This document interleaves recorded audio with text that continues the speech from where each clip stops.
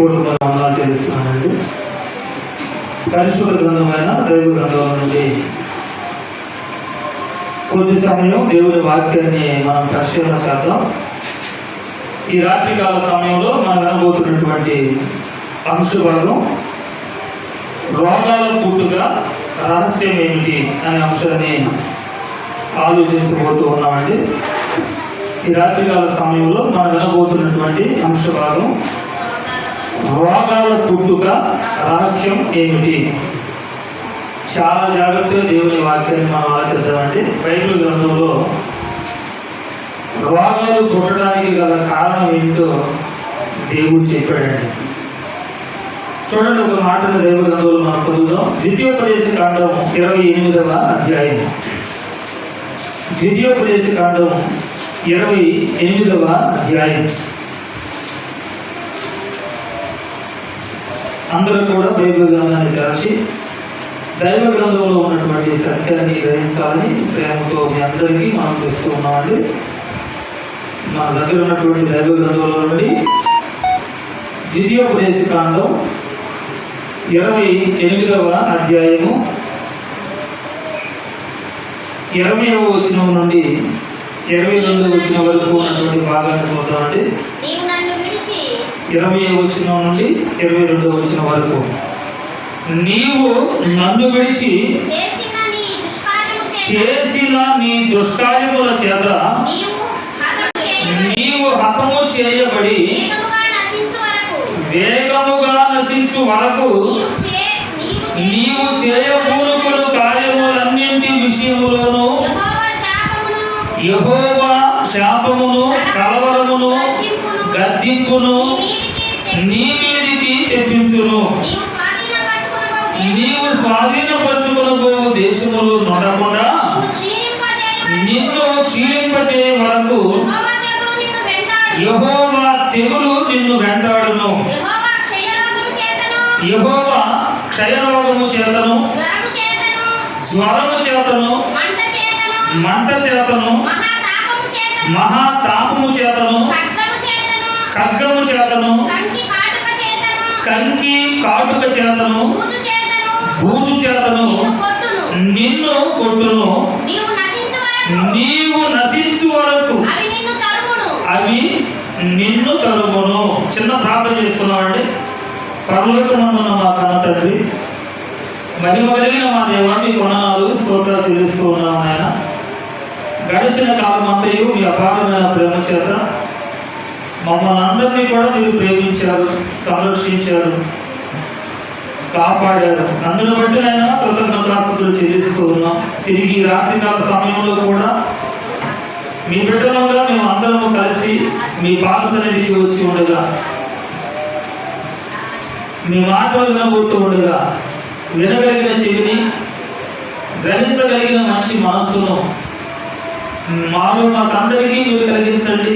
అపవాదికి, సాతానుకునే అల్లానికి అవకాశం ఇయ్యక మీ మాటలకు లోబడి బ్రతికే వాక్యాన్ని మాలో మాకందరికీ మీరు అనుగ్రహించమని వేడుకుంటూ, ఈ కొద్ది మానవులైనా మీ పాదముల చెంత పెడుతూ, వినబోతున్న మీ బిడ్డలకు, మాట్లాడబోతున్న నాకు కూడా సమయోచితమైన మీ జ్ఞానాన్ని ఇచ్చి నడిపించమని మా అందరి కొరకు ప్రాణం పెట్టి తిరిగి లేచిన యేసు ప్రభు ఘనమైన నామములో ప్రార్థిస్తున్నాము తండ్రి, ఆమేన్. కొద్ది సమయం దేవుని వాక్యాన్ని మనం ఆలోచించాలండి. అంశభాగం రోగాల పుట్టుక రహస్యం ఏమిటి. రోగాలు పుట్టడానికి గల రహస్యం బైబిల్ గ్రంథంలో ఉందండి. మనుషులకు రోగాలు రావడానికి కారణాలు ఉన్నాయి. ఈరోజు రోగం లేని మనిషి అంటూ ఎవరు కూడా మన కళ్ళ ముందు కనపడటం లేదు. ఏదో ఒక రోగం, ఏదో ఒక ట్యాబ్లెట్ వేసుకోవడం, ఏదో ఒక ఇంజక్షన్, ఏదో ఒక పూర్వకంగా ఈరోజు ప్రతి ఒక్క కుటుంబంలో రోగాలే. ఇంతకీ ఈ రోగాల పుట్టుక వెనక ఉన్న రహస్యం ఏంటి? దేవుడు ఏమైనా ఈ రోగాల పుట్టుక గురించి దైవ గ్రంథంలో రాయించాడా అని మనం ఆలోచిస్తే చాలా విషయాలు దైవ గ్రంథంలో ఈ రోగాల పుట్టుక గురించి దేవుడు రాశాడండి. మనకున్న సమయాన్ని బట్టి కొన్ని సంగతులు మాత్రమే మనం చూడగలుగుతాం. ద్వితీయోపదేశ కాండంలో 28వ అధ్యాయంలో 20వ వచనంలో చదవబడినటువంటి లేఖన భాగాన్ని నేను చదువుతాను. జాగ్రత్తగా మీరందరూ కూడా దేవుని గ్రంథంలో చూడండి. ద్వితీయోపదేశ కాండం 28వ అధ్యాయం 20వ వచనం నుండి నేను చదువుతున్నానండి. జాగ్రత్తగా మీరందరూ కూడా తెలిసి చూడండి. నీవు నన్ను విడిచి చేసిన నీ దుష్కార్యముల చేత అన్నాడండి. నీవు నన్ను విడిచి, కాబట్టి దేవుడు ఇజ్రాయేలు జనాంగానికి ఈ మాటలు తెలియపరుస్తూ ఉన్నాడు. ద్వితీయోపదేశ కాండం వరకు మోషే గారు రాశారండి. మోషే గారి ద్వారా కాబట్టి ఇజ్రాయేలు జనాంగానికి దేవుడు తెలియపరుస్తున్నటువంటి విషయాలు సందర్భం ఏం తెలియపరచాలనుకున్నాడు ఆయన అని మనం ఆలోచిస్తే, ఓ ఇజ్రాయేలులారా, నీవు నన్ను విడిచిపెట్టావు. నన్ను విడిచి ఏం చేస్తున్నావు? దుష్కార్యములు చేయటం మొదలు పెట్టావు. అంటే మనిషి ఏం చేస్తున్నాడు అంటే, పాత నిబంధన చరిత్రలో ఇజ్రాయేలు జనాంగం దేవుని విడిచిపెట్టి దుష్కార్యాలు చేయటం ప్రారంభించారట. ఈనాటి పరిస్థితులు కూడా మనం గమనిస్తే దేవుని విడిచే స్థితిలోనే కనపడుతున్నాం. దుష్కార్యాలు చేసే పరిస్థితులు కూడా ఎన్నో మన కళ్ళ ముందు మనం చూస్తూ ఉంటాం. దేవుని విడిచి దుష్కార్యముల చేత నీవు హతము చేయబడి వేగముగా ఏమవుతావు? నశించు వరకు అన్నటువంటి దుష్కార్యములు చేస్తారట. దేవుని విడిచిపెట్టి ఏం జరుగుతుందంటే, దేవుని విడిచి ఎవరైతే దుష్కార్యములు చేయడానికి ఇష్టపడతారో అతి వేగముగా హతమైపోతారండి. నీవు హతము చేయబడి వేగముగా నశించి వాళ్ళు చూడండి. వేగముగా అంటే అంత తొందరగా జరుగుతుందన్నమాట నాశనం. అతి తొందరగా, స్పీడ్గా. ఎందుకు జరుగుతుంది వేగంగా ఈరోజు నాశనం? ఎందుకు జరుగుతున్నాయి అతి వేగంగా రోగాలు? ఈరోజు వచ్చే రోగాలకి డాక్టర్ గారు కూడా ట్రీట్మెంట్ అందట్లేదండి. అసలు ఒక రోగం వచ్చిందంటే తగ్గడం లేదు. ఇక ఎన్ని నెలలు తిరిగినా, ఎన్ని సంవత్సరాలు తిరిగినా తగ్గని పరిస్థితులు ఎవరైనా ఏ చిన్న రోగం వచ్చినా కానీ. ఒకప్పుడు జ్వరం వస్తే పారాసెటమాల్ ట్యాబ్లెట్ ఒకటి వేస్తే చాలు, వెంటనే తగ్గిపోయేది ఒకప్పుడు. కానీ ఇప్పుడు పారాసెటమాల్ కాదు కదా, యాంటీబయాటిక్ వేసిన, ఇంజక్షన్స్ చేసిన, సెలైన్స్ పెట్టినా కూడా చిన్న జ్వరమే తగ్గట్లేదండి ఈరోజు. పరిస్థితులు అలా మారిపోయాయి. దానికి గల కారణం ఏంటో దైవగ్రంథం ఏం చెబుతుందని బాగా ఆలోచిస్తే మీకు ఆన్సర్ అవుతుందండి. ఏదో చూడండి, ఇక్కడ దేవుణ్ణి విడిచిపెట్టడా మనిషి దుష్కార్యములు చేయడం ప్రారంభించాడట. దానికి గాను నీవు హతము చేయబడి వేగముగా నశించు వరకు నీవు చేయకూడని కార్యములన్నింటి విషయంలోనూ, నువ్వు ఏ కార్యం చేయాలనుకున్నా ఆ కార్యాలన్నింటి విషయంలో ఏం జరుగుతాడండి? యెహోవా శాపమును పంపిస్తాడు చూడండి. యెహోవాను విడిచిపెట్టి దుష్కార్యములు చేస్తే వచ్చేది ఆశీర్వాదం కాదటండి. ఏమొచ్చిందట? శాపాన్ని పంపిస్తానంటున్నాడు దేవుడే. నీవు దేవుడిని విడిచి దుష్కార్యాలు చేసుకుంటూ ఉంటే, దుష్కార్యాలు చేసే స్థితికి వెళ్తే దేవుని శాపము, కలవరపడుతూ ఉంటాడండి. శాపాలు, కలవరాలు, గద్దింపులు నీ మీదకి తెప్పించును అన్నాడు దేవుడు. నీ మీదకి తెప్పించును, నీ మీదకి వస్తాయి. అంటే ఎవరి మీదకి చెప్పాలి? దేవుని విడిచి ప్రాముఖ్యంగా గుర్తుపెట్టుకోవాలని మొట్టమొదటి సంగతి, రోగాల పుట్టుకకు కారణం ఏంటి? కుటుంబంలో రోగాలు లేని ఉన్నారా? ఏ కుటుంబంలో ఇప్పుడు చూడగలం అసలు రోగాలు? నాకు ఏ రోగం లేదని చెప్పేవాళ్ళు ఉన్నారండి? ఏదో ఒక చిన్న రోగం ఖచ్చితంగా ప్రతి కుటుంబంలో చిన్న వయసు నుండి, చిన్న పిల్లల దగ్గర నుండే ప్రారంభమైపోతున్నారండి. దానికి గల కారణం ఏంటో ప్రభు చూపుతాడు ఇక్కడ. దేవుడు ఏమనంటే, దేవుడిని విడిచి మనిషి దుష్కార్యాలు చేయడానికి మొదలు పెడతాడంటే, దుష్కార్యాలు చేయడానికి అలవాటు పడుతున్నాడట. దానికి గాను యెహోవా శాపమును, కలవరమును, గద్దింపును నీ మీదకి తెప్పించును అన్నట్టు. దేవుడిని విడిచిపెట్టడం వల్ల, దుష్కార్యాలు చేయడం వల్లనే శాపాలు వస్తున్నాయట, కలవరము వస్తుందట, గద్దింపు కూడా వస్తున్నట్టండి. అంతేనా? 21వ వచనం చూడండి. నీవు స్వాధీనపరుచుకుని దేశంలో ఉండకుండా నిన్ను క్షీణింపజేయ వరకు యెహోవా తెగులు నిన్ను వెంటాడును. రోగాలతో పాటు మహాభయంకరమైనటువంటి రోగాలు తెగులు, వైరస్, ఇంగ్లీష్లో అయితే వైరస్, తెలుగులో అయితే తెగులు, భయంకరమైనటువంటి తెగులు. యెహోవా తెగులు నిన్ను వెంటాడుతుంది అంటాడు. ఈరోజు ప్రపంచాన్ని వెంటాడుతుందంటే ఒక తెగులు తెలుసు కదా అందరికీ. ఈ రోజు కూడా ప్రపంచాన్ని వెంటాడుతున్న తెగులు ఏంటో చెప్పండి. అనగా వైరస్ ఏంటో చెప్పండి. కరోనా ఫస్ట్ వే అయిపోయింది, సెకండ్ వే అయిపోయింది, మళ్ళా థర్డ్ వే కూడా ప్రారంభమైంది. థర్డ్ వేకి ఏం పేరు పెట్టారంటే మంకీ పాక్స్. మంకీ పాక్స్ అనేది వస్తుందంటే ఈరోజు మళ్ళా మన చుట్టూ ఉంది. ఆల్రెడీ చీరాల పరిధిలో, బాపట్ల పరిధిలో, గుంటూరు డిస్టిక్లో అంతా పెరిగిపోతుందంటండి. మంకీ పాక్స్ అని పేరు పెట్టారు. థర్డ్ వే కరోనా. చిన్న చిన్న బొబ్బలు ఎగురుతున్నాయంట వంటి మీద. ఆ బొబ్బలు కాస్త పెద్దవైపోయి రసిమి గారి ఒళ్ళంతా పుళ్ళు పడిపోయి భయంకరమైనటువంటి పరిస్థితులు, జ్వరాలు రావడం, ఏమంటే తర్వాత చిన్న చిన్నగా బలహీనమైపోవడం, అనారోగ్య స్థితికి వెళ్ళిపోవడం, ఊపిరాడకుండా చనిపోవడం. ఇలాంటి భయంకరమైన తెగులు ఎందుకు వెంటాడుతున్నా చెబుతున్నాడు దేవుడు. యెహోవా తెగులు నిన్ను వెంటాడును. ఎందుకు? కారణం ఏంటి? తెగులు వెంటాడడానికి కారణం ఏంటి? దేవుని విడిచి దుష్కార్యములు చేస్తున్నాడు అంటాడు మనిషి. దానికి కనుకనే ఏం వెంటాడుతున్నాడు? మనల్ని రోగాలు వెంటాడుతున్నాయి, తెగుళ్ళు వెంటాడుతున్నాయి, దేవుని శాపం వెంటాడుతుంది మనల్ని. ఏమంటే ఇంకా చూడండి, 22వ వచనం చదవండి, జాగ్రత్తగా చదవాలి. 28వ అధ్యాయం 22వ వచనం. యెహోవా క్షయరోగము చేతను అన్నాడు. ఏ రోగం అండి? క్షయరోగము చేతను. ఏ రోగం తెలుసా అందరికీ? క్షయరోగం. ఒకప్పుడు క్షయరోగం వస్తేనండి ప్రపంచం అంతా కూడా అల్లకల్లోలం అయిపోయింది. అప్పుడు నేను చాలా చిన్నపిల్లలు.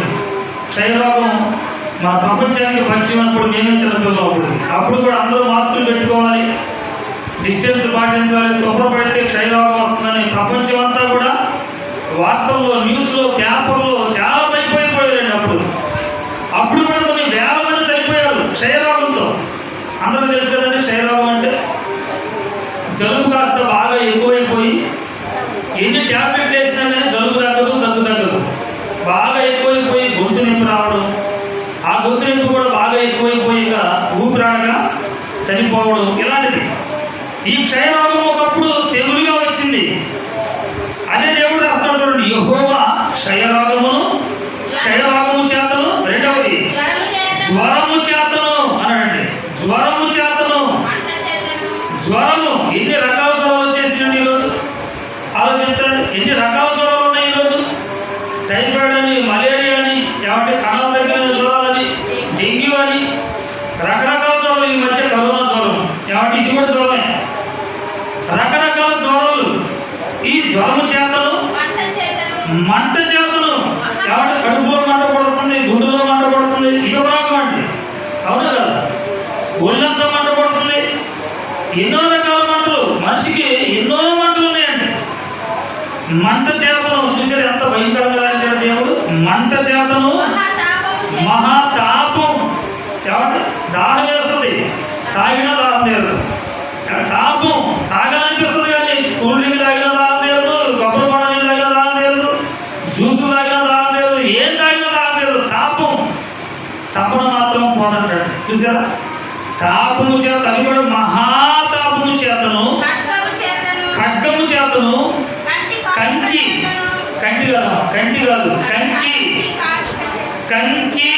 కాటుక చేతను.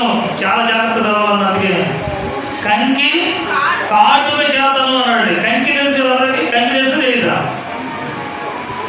కంకిని తెలియదు. మనం తినే తిండి అంత కంకే కదా. మనం తినే పంట అంటే వరినే కంకి అని కూడా పిలుస్తారు. కంకి కాటుక చేతను. ఏంటి? కంకి ద్వారా కూడా రోగాలు వస్తాయా? తినే పంట ద్వారా కూడా రోగాలు వస్తాయంటే ఈరోజు పంట ద్వారా ఎక్కువ రోగాలు వస్తాయి. అసలు మనం తినే ఫుడ్ ద్వారానే షుగర్ పేషెంట్లకి డాక్టర్ గారి దగ్గరికి వెళ్తారు. ఏం చెప్తారు చెప్పండి? డాక్టర్ దగ్గరికి వెళ్తారు. ఏం తినకూడదు? షుగర్ పేషెంట్లు ఎక్కువగా భోజనం చేయొద్దు. రొట్టె కాల్చుకొని తింటా ఉండండి, ఆరోగ్యానికి మీకు చాలా మంచిది. గోధుమ పిండి వాడుతూ ఉండండి ఎక్కువగా. వరి బియ్యం ఎక్కువగా తినకండి. ఎందుకు? వరి బియ్యం కూడా తీపే కనుక ఆ తీపి ద్వారా కూడా షుగర్ ఏమైంది? ఎక్కువైంది అంటాడు. చూసారా దేవుడు రాశాడు? కంకి కాటుక చేతను అంటే శుభవేదం అన్నమాట. ఇది అర్థమవుతుందండి. కంకి కాటుక చేతను బూజు చేతను నిన్ను కొట్టును అన్నాడు. బూజు చేతను నిన్ను కొట్టును. బూజు పురుగు కుడితే కదండి. బూజు పురుగు కుడితే ఎలా ఉంటుంది తెలుసా? ఎప్పుడైనా కుట్టినా బూజు పురుగు సాయి పురుగు అంటారు దాన్ని. సాయి పురుగు కనుక కుట్టిందంటే చర్మం మీద తగ్గ కొడతారు కదండి. ఇక భయంకరమైనటువంటి మాట. బూజు పురుగు కుడితే డాక్టర్ గారి దగ్గరికి వెళ్ళాక ఇంజక్షన్ చేసినప్పుడు తగ్గదు చాలా కాలం వరకు. అంత భయంకరమైన అనమాట అది కూడా. ఏమంటే బూజు చేతను నిన్ను కొట్టును. ఏదో ఒక విధంగా ఇన్ని రకాల రోగాలు రావడానికి కారణం ఏంటి? ముందుగా చెప్పుకున్నాను కదా 20 వచనంలో, దేవుడిని విడిచి దుష్కార్యములు చేయడం ప్రారంభించాడు మనిషి. మందుకు బానిస అయ్యేవాడు కొంతమంది, మందు లేకపోతే నేను బ్రతకలేదని మందు చుట్టూ తిరిగేవాడు కొంతమంది, సిగరెట్లకు బానిస సిగరెట్లతో పోయేవాడు కొంతమంది, సినిమాలతో అలవాటు చేసుకుని సినిమాలతో పోయేవాడు కొంతమంది, వ్యభిచారంతో పోయేవాడు కొంతమంది, కాబట్టి దొంగతనంతో పోయేవాడు కొంతమంది. ఇలా ఆలోచించుకుంటూ వెళ్తే మనిషి ఎన్ని దుష్కార్యాలు చేస్తున్నాడండి ఈరోజు, ఎన్ని మోసాలు చేస్తున్నాడండి ఈరోజు మనిషి. అందుకేనంట ఇన్ని రకాల రోగాలు, ఇన్ని రకాల తెగుళ్ళు భూమి మీదకి వచ్చాయని బైబిల్ చెబుతుందండి. ఇన్ని రకాల రోగాలు వచ్చాయని బైబిల్ చెబుతుందండి. చూడండి 23వ వచనం చదువుతామండి. 23 నీ తలపైన ఆకాశము ఎత్తడి వలె ఉండును, నీ కిందనున్న నేల ఇనుము వలె ఉండును. యెహోవా నీ దేశపు వర్షమును ఎలా మార్చేస్తాడు? ధూళిగా మార్చేస్తాడు. అంటే వర్షాలు కూడా సరైన క్రమంలో పడవు. అర్థమవుతుంది. వర్షం కూడా ధూళిగా మాత్రమే. వర్షం పడితే ధూళి ఉండి అసలు వర్షం పడేటప్పుడు ధూళి చూడగలమా? దుమ్ము లేచిద్దా? లేదు. వర్షం లేకుండా ధూళిగా మార్చేస్తాడంటే అర్థం ఏంటి? వాన లేకుండా ఎండలే వచ్చేస్తాడంటే కరువు ప్రారంభం. వర్షం సమయంలో వర్షం పడాలి, చలి సమయంలో చలి రావాలి, ఎండ సమయంలో ఎండ వస్తేనే మానవ మనుగడ భూమి మీద సక్రమంగా కొనసాగుతుందండి. ఏ ఒక్కటి ఈ ప్రక్రియలో మార్పు జరిగినా మానవుని మనుగడ ఖచ్చితంగా దెబ్బతింటుందండి. కరువే. అదే చెబుతున్నాడు ఇక, వర్షమును ధూళిగాను బుగ్గిగాను బుక్కనిగాను చేయును. నీవు ఆకాశం నుండి నీ మీదకి వచ్చును. ఆ వర్షం ఎలా మారిందట? నిన్ను నశింపజేసేదిగా మారిందట. మళ్ళీ వర్షం పంటలు పండించడమే కాదు, మనుషులను చేసేది కూడా మారిందా? తెలుసు కదా మనం అందరికీ. వర్షం మనిషిని నాశనం చేసిందే చేయదా? ఏ వర్షం అది? ఒకప్పుడు జలప్రళయం నోవహు గారి కాలంలో మొత్తం నేల మొలకలతో కూడా తుడిచిపడేసిందండి ప్రజలందరినీ. మనందరికీ తెలిసిన సందర్భం ఆది కాలంలో. ఇప్పుడు ప్రజెంట్ ఎలా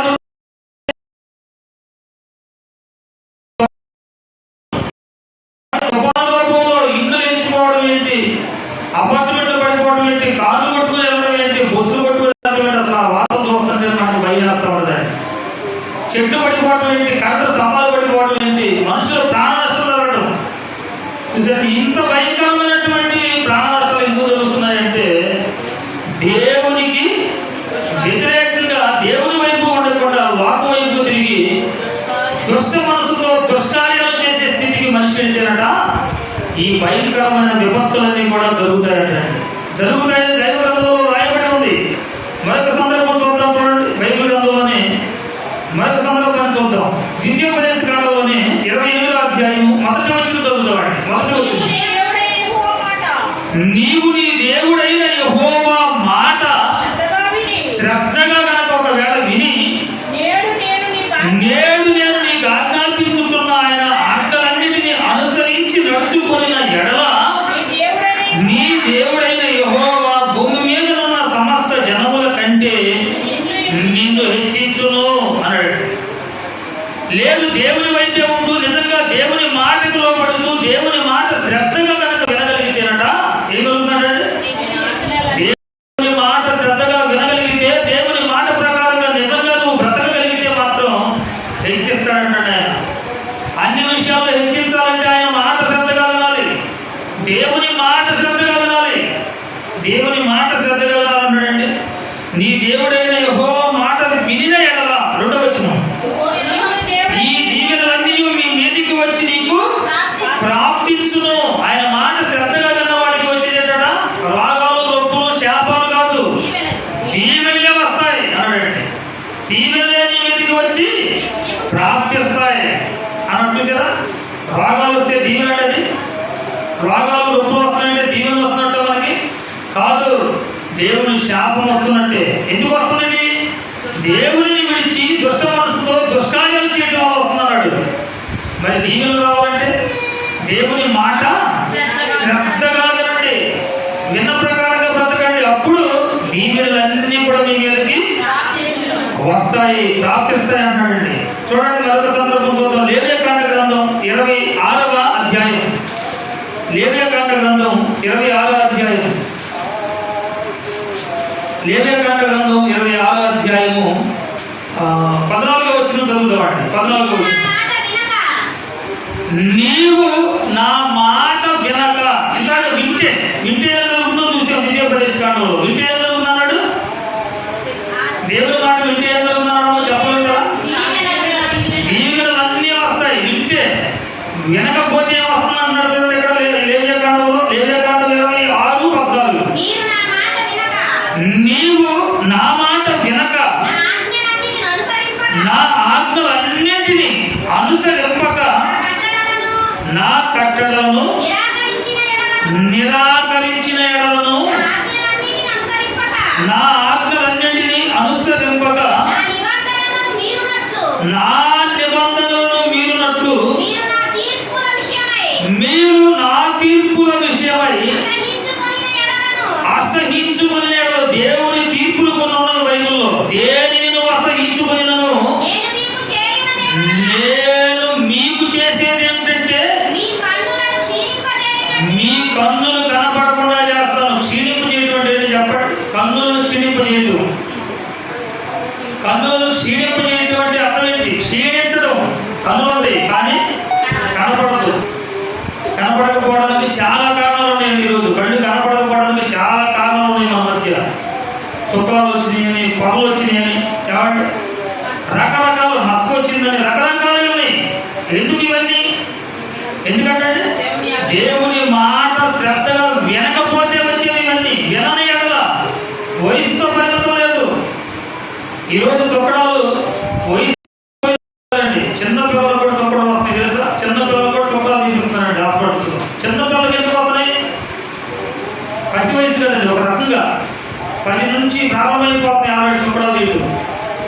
ఆలోచిస్తున్నారంటే ఎందుకు జరుగుతున్నది ఇవన్నీ మనం ఆలోచిస్తుంటే, దేవుని కట్టడలు, దేవుని ఆజ్ఞలు, దేవుని నియమ నిబంధనలు పాటించకపోవడం వలన ఏం జరుగుతుందండి?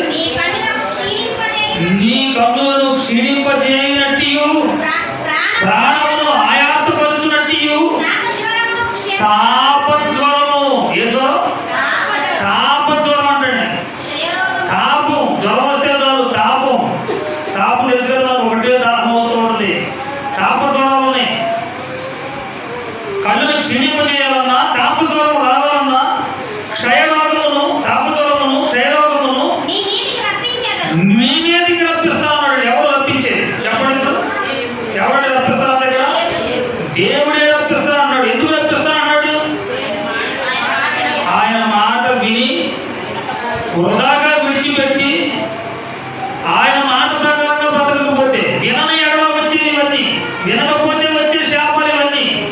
రోగాలైనా, నొప్పులైనా, వైరస్లైనా, కాబట్టి తెగుళ్ళైనా, కరువైనా, కాటకాలైనా ఇవన్నీ దేవుని మాట సరిగా వినకపోవడం వల్ల, పాటించకపోవడం వల్ల, అనుసరించకపోవడం వల్ల వస్తున్నాయి అంటాడు మరి. అదే రాయబడింది ఇక్కడ. కాబట్టి ప్రాణమును ఆయాసపరుచునట్టు తాపజ్వరమును, క్షయరోగమును మీ మీదకి రప్పించేదను. అంతేకాదట ఇంకేం చేస్తానని చూడండి. మీరు విత్తిన విత్తనములు మీకు వ్యర్థమైపోతే సరిగా పంట కూడా మీ చేతికి రాదు. పంట కూడా పండనేమో అన్నట్టు చూడండి. విత్తనములు విత్తుతారు కానీ దాని పంట మీకు మీ చేతికి రాదు, వ్యర్థమైపోతుంది అంటాడు. ఎందుకు వ్యర్థమైపోతుంది అంట పంట ఈరోజు? ఆలోచించండి. పంట ఈరోజు చేతికి ఎందుకు రావడం లేదు? అర్థమైపోవడం మనకి దేవుని యొక్క ఆజ్ఞలను, దేవుని మాటను శ్రద్ధగా వినడం లేదు. విన్నా దాని ప్రకారంగా బ్రతికే స్థితిలో ఈరోజు మనిషి లేటి. అసలు నిజంగా దేవుని సన్నిధిలో మనం ఒప్పుకోవాలి ఖచ్చితంగా. వినుట మట్టుకు వినేవారంగా ఉంటే మనం మోసపోతున్నట్టేనండి. ఆ మాట యాకోబు పత్రిక 1వ అధ్యాయం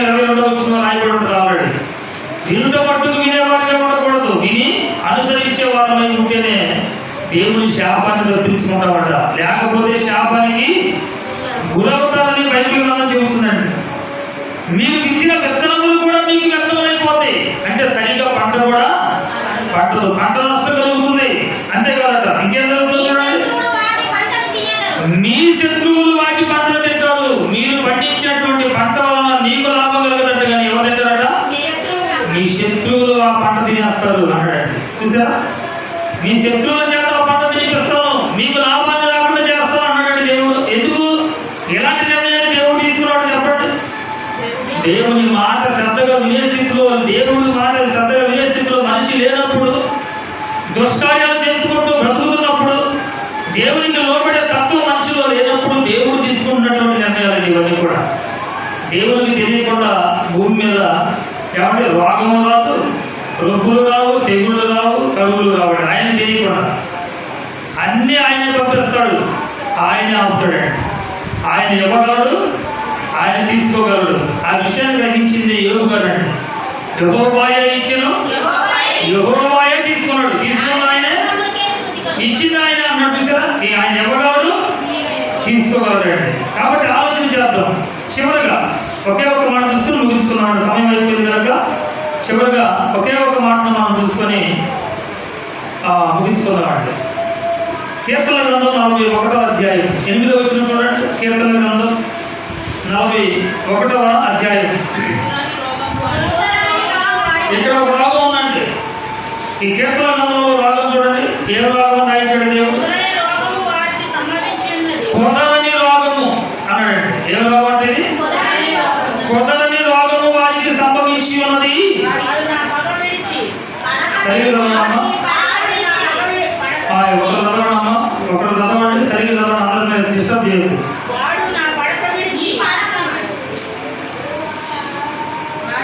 నేను చదువుతాను, జాగ్రత్తగా బైబిల్ గ్రంథంలో చూడండి, ఎవరు చదవద్దు దయచేసి.